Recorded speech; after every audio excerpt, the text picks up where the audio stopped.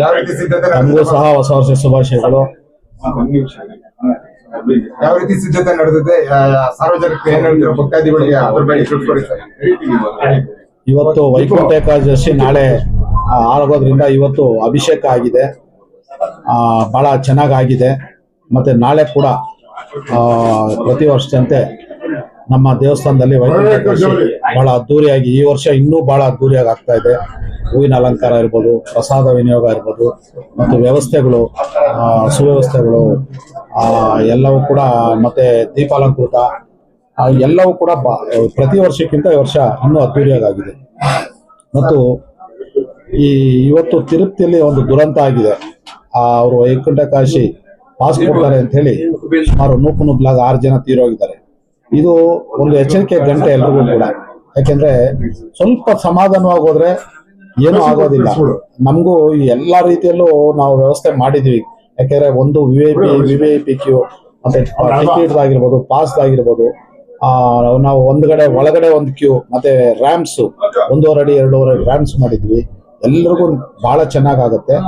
ಎಲ್ಲರೂ ಕೂಡ ನಾಳೆ ವೈಕುಂಠ ಏಕಾದಶಿ ಆ ದೇವರ ದರ್ಶನ ಪಡೆದು ಅವರ ಆಶೀರ್ವಾದ ಪಡೆದು ಅವರೆಲ್ಲರಿಗೂ ದೇವರು ಆಯುರ ಆರೋಗ್ಯ ಐಶ್ವರ್ಯ ಎಲ್ಲಾನು ರೀತಿಯಲ್ಲೂ ಒಳ್ಳೇದ್ ಮಾಡ್ಲಿ. ಮತ್ತು ನಮ್ಮ ದೇವಸ್ಥಾನದಲ್ಲಿ ಬಹಳಷ್ಟು ಪ್ರಸಿದ್ಧಿ ಅಂದ್ರೆ ಮದುವೆಗಳು. ಇಲ್ಲಿ ವರ್ಷ ಸುಮಾರು 100 ಮದುವೆಗಳಾಗ್ತದೆ. ಅದು ಏನ್ ಪದ್ಧತಿ ಅಂದ್ರೆ ಸುಮಾರು ತಲೆಮಾರುಗಳು 3-4 ತಲೆಮಾರುಗಳಾಗಿದ್ದಾರೆ. ಯಾಕಂದ್ರೆ ಮದುವೆ ಆದವರು ಇಲ್ಲಿವರೆಗೂ ಬಹಳ ಚೆನ್ನಾಗಿದ್ದಾರೆ ಅಂತ ನಮಗೆ ಬಂದಿರುವಂತ ಸುದ್ದಿ. ಇನ್ನೊಂದು ವಿಶೇಷ ಅಂದ್ರೆ ಇಲ್ಲಿ ಕೈಲಾಸ ವೈಕುಂಠ ಮಹಾಕ್ಷೇತ್ರ ಅಂದ್ರೆ ಹರಿಹರ ಇಬ್ರು ಒಟ್ಟಿಗಿದ್ದಾರೆ. ಅದು ಪಕ್ಕ ಗರ್ಭಗುಡಿಯಲ್ಲಿ ಇದ್ದಾರೆ. ಹಾಗಾಗಿ ಇದು ಬಹಳ ವಿರಳ. ಇರ್ತಾರೆ ಒಂದೇ ಪ್ರಾಂಗಣದಲ್ಲಿ, ಆದ್ರೆ ಪಕ್ಕ ಇರೋದು ವಿರಳ. ಮತ್ತು ನಮ್ಮಲ್ಲಿ ಅದೆಲ್ಲರೂ ಕೂಡ ದಂಪತಿ ಸಮೇತ. ಮತ್ತು ನಮ್ಮಲ್ಲಿ ಕಂಪ್ನಿಯಲ್ಲೂ ಕೂಡ ನಮ್ಮ ಹಿರಿಯರಾದ ನರಸಿಂಹ ಸರ್, ಅವರು ಡಿಸ್ಟ್ರಿಕ್ಟ್ ಜಡ್ಜ್ ಆಗಿದ್ದವರು, ಅವರು ನಮ್ಮ ಗೌರವಾಧ್ಯಕ್ಷರು. ಮತ್ತು ನಾನು ಅಧ್ಯಕ್ಷ ಮತ್ತು ಉಪಾಧ್ಯಕ್ಷ ನಮ್ಮ ಮೇಯರ್ ಸಾಹೇಬರು ಉಚ್ಚತ್ನವರು. ಅದೇ ರೀತಿ ಶ್ರೀನಿವಾಸ್ ಅವರು ನಮ್ಮ BDA ಮತ್ತು ಮೆಂಬರು ಮತ್ತು ಕೌನ್ಸಿಲರ್ ಆಗಿದ್ದವರು. ವೆಂಕಟೇಶ್ ನಮ್ಮ ಅಡ್ವೊಕೇಟು, ಮತ್ತು ಉದಯ್ ಕುಮಾರ್ ಬಾಬೂರ್ ಅವರು, ಮತ್ತೆ ವಿಶ್ವನಾಥ್ ಅವರು, ಎಲ್ಲರೂ ನಾವು ಬಹಳ ಅರ್ಚಕರು ಹೊಂದದವರು ಎಲ್ಲ ಸೇರಿ ಬಹಳ ಚೆನ್ನಾಗಿ ಮಾಡ್ತಾ ಇದೀವಿ. ಬಹಳಷ್ಟು ವಾಲಂಟಿಯರ್ಸ್ ಕೂಡ ಸಹಕಾರ ಕೊಡ್ತಾ ಇದ್ದಾರೆ. ಮತ್ತು ಇದು ವ್ಯವಸ್ಥೆ ಈಗ ನಾವು ಹೇಳಿದಾಗಲೇ ರ್ಯಾಂಪ್ಸ್ ಇದೆ. ಮತ್ತೆ ಹೊರಗಡೆ ಕೂಡ ಬಹಳಷ್ಟು ಚೆನ್ನಾಗಿ ಪೊಲೀಸ್ನವರು ವ್ಯವಸ್ಥೆ ಮಾಡ್ತಾ ಇದ್ದಾರೆ. ಲಾ ಅಂಡ್ ಆರ್ಡರ್ ಆಗಿರ್ಬೋದು, ಟ್ರಾಫಿಕ್ನವ್ರು ಆಗಿರ್ಬೋದು, ಪ್ರತಿಯೊಬ್ಬರು ಕೂಡ ಇವತ್ತಿಂದಲೇ ಅವರು ಡ್ಯೂಟಿ ಶುರು ಮಾಡಿದ್ದಾರೆ. ಮತ್ತು ಸುಮಾರು ಕಡಿಮೆ ಅಂದ್ರೂ 1 ಲಕ್ಷ ಜನಕ್ಕಿಂತ ಹೆಚ್ಚಾಗಿ ಇಲ್ಲಿ ದರ್ಶನ ಪಡಿತಾರೆ. ಬೆಂಗಳೂರಿನಲ್ಲೇ ನನಗೆ ಗೊತ್ತಿರೋ ಪ್ರಕಾರ ಇದೆ ಹೈಯೆಸ್ಟ್ ದರ್ಶನ ವೈಕುಂಠ ಏಕಾದಶಿಗೆ. ಮತ್ತು ನಮ್ಮಲ್ಲಿ ಮಾಡುವಷ್ಟು ಅಲಂಕಾರ ನನಗೆ ಕೆಲವು ಪ್ರಶ್ನವರು ಹೇಳಿದ ಪ್ರಕಾರ ಎಲ್ಲೂ ಕೂಡ ಮಾಡ್ತಾ ಇಲ್ಲ ಅಂತ. ಹಾಗಾಗಿ ಎಲ್ಲರೂ ಕೂಡ ದೇವರ ಕೃಪೆಗೆ ಪಾತ್ರರಾಗಲಿ. ಮತ್ತು ನಮ್ಮಲ್ಲಿ ಬಹಳಷ್ಟು ಅಭಿವೃದ್ಧಿ ಕಾರ್ಯಗಳು ನಡೀತಾ ಇದೆ. ಈಗಾಗಲೇ ಜೀರ್ಣೋದ್ಧಾರ ಸುಮಾರು 16 ವರ್ಷದಿಂದ ಸುಮಾರು ನಾವು 16 ಕೋಟಿ ಖರ್ಚು ಮಾಡಿ ಬಹಳಷ್ಟು ಚೆನ್ನಾಗಿ ಮಾಡಿದ್ದೀವಿ. ಇನ್ನೂ ಹಲವಾರು ಕೋಟಿಗಳು ಖರ್ಚಾಗಬೇಕಾಗಿದೆ, ಇನ್ನೂ ಕೆಲಸಗಳಿದೆ. ಹಾಗಾಗಿ ನಾವು ಭಕ್ತಾದರು ಕೊಡುವಂತ ಹಣದಲ್ಲೇ ಇಷ್ಟೊಂದು ಮಾಡಿರೋಕ್ಕಂಥದ್ದು, ಯಾವುದೇ ಸರ್ಕಾರದ ಅನುದಾನ ತಗೊಂಡಿಲ್ಲ. ಅದರಿಂದ ಪ್ರತಿಯೊಂದು ರೂಪಾಯಿ ನೀವು ಕೊಡೋಕ್ಕಂಥದ್ದು ಅದು ದೇವರಿಗೆ ಸೇರ್ತದೆ. ಹಾಗಾಗಿ ಎಲ್ಲ ಭಕ್ತರಲ್ಲಿ ಒಂದು ವಿನಂತಿ, ನೀವು ನಾಳೆ ನಡೆಯಕ್ಕಂಥ ವೈಕುಂಠ ಏಕಾದಶಿನೂ ಅಷ್ಟೇ ನಮಗೆ ಸುಮಾರು 40ರಿಂದ 45 ಲಕ್ಷ ರೂಪಾಯಿ ಖರ್ಚಾಗ್ತದೆ. ಅದರಿಂದ ನೀವು ಕೊಡೋಕ್ಕಂಥದ್ದು ದೇವರಿಗೆ ಸೇರ್ತದೆ. ಹಾಗಾಗಿ ಎಲ್ಲರೂ ಕೂಡ ನೀವು ತನು ಮನ ಧನ ಸಹಾಯ ಮಾಡಿ.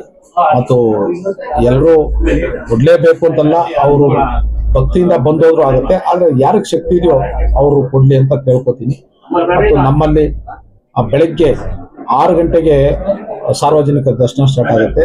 ಅದು 10:30 ಏಕಾದಶಿವರೆಗೂ ಇರುತ್ತೆ. ಮತ್ತೆ ಹಿಂದಿನ ದಿವಸ ಇವತ್ತು ಅಭಿಷೇಕ ಆಗಿದೆ.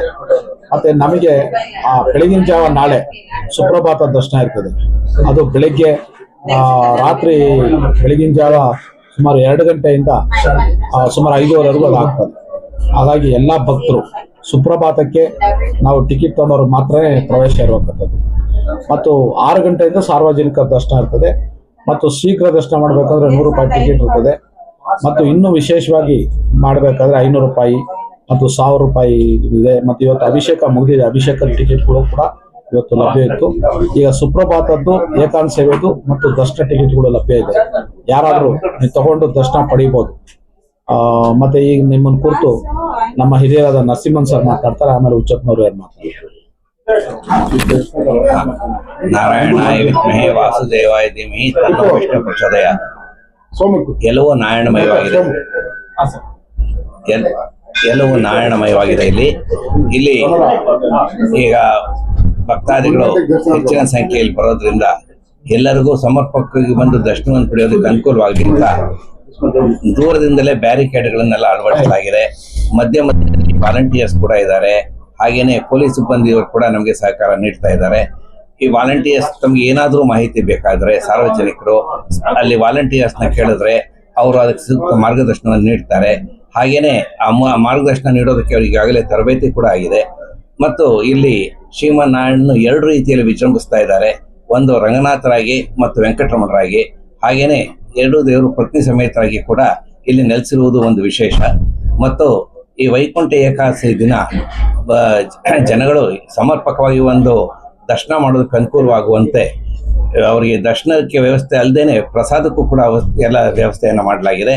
ಮತ್ತು ಎಲ್ಲರೂ ನೆಮ್ಮದಿಯಿಂದ ಅಂದ್ರೆ ಸಮಾಧಾನದಿಂದ ಬಂದು ಭಗವಂತನ ದರ್ಶನ ಮಾಡ್ಕೋಬೇಕಾಗಿ ಅದು ಸಾರ್ವಜನಿಕರಲ್ಲಿ ನಮ್ಮ ಕಳಕಳಿಯ ಪ್ರಾರ್ಥನೆ. ಈಗಾಗಲೇ ತಿರುಪತಿಯಲ್ಲಿ ನಡೆದಿರುವಂತಹ ಘಟನೆಯು ನಮ್ಮ ಮನಸ್ಸಿನಲ್ಲಿ ಇದೆ. ಈ ಸಂದರ್ಭದಲ್ಲಿ ನಾವು ಮುಖ್ಯವಾಗಿ ಸಮಾಧಾನದಿಂದ ಮತ್ತು ದೇವಸ್ಥಾನಕ್ಕೆ ಬರೋದೇ ನೆಮ್ಮದಿ ಸಿಗಲಿ ಅಂತ ಹೇಳಿ, ಆ ನೆಮ್ಮದಿ ಪ್ರಾಪ್ತವಾಗಬೇಕು ಅಂದ್ರೆ ನಾವು ಸಮಾಧಾನ ಚಿತ್ತರಾಗಿರ್ಬೇಕು. ಇಲ್ಲಿ ಅದನ್ನ ಹೇಗೆ ತಾವು ಬಂದು ದರ್ಶನ ಮಾಡ್ತೀರಿ ಅದಕ್ಕೆ ತಕ್ಕಂತೆ ತಮಗೆ ಭಗವಂತನಿಂದ ಆಶೀರ್ವಾದ ಕೂಡ ಕೃಪೆ ಕೂಡ ಆಗ್ತದೆ. ಅದರಿಂದ ನಾಳೆ ಎಲ್ಲರೂ ದಯವಿಟ್ಟು ಸಹಕರಿಸಿ ಮತ್ತೆ ಎಲ್ಲರೂ ಕೂಡ ಒಂದು ದರ್ಶನವನ್ನು ಪಡೆಯಿರಿ. ದರ್ಶನ ಪಡೆಯುವುದಾದ್ರೆ ಪ್ರಸಾದವನ್ನು ಪಡ್ಕೊಂಡು ಹೋಗಿ ಅಂತ ನನ್ನ ಸ್ವಾಮಿಯ ಪ್ರಾರ್ಥನೆ.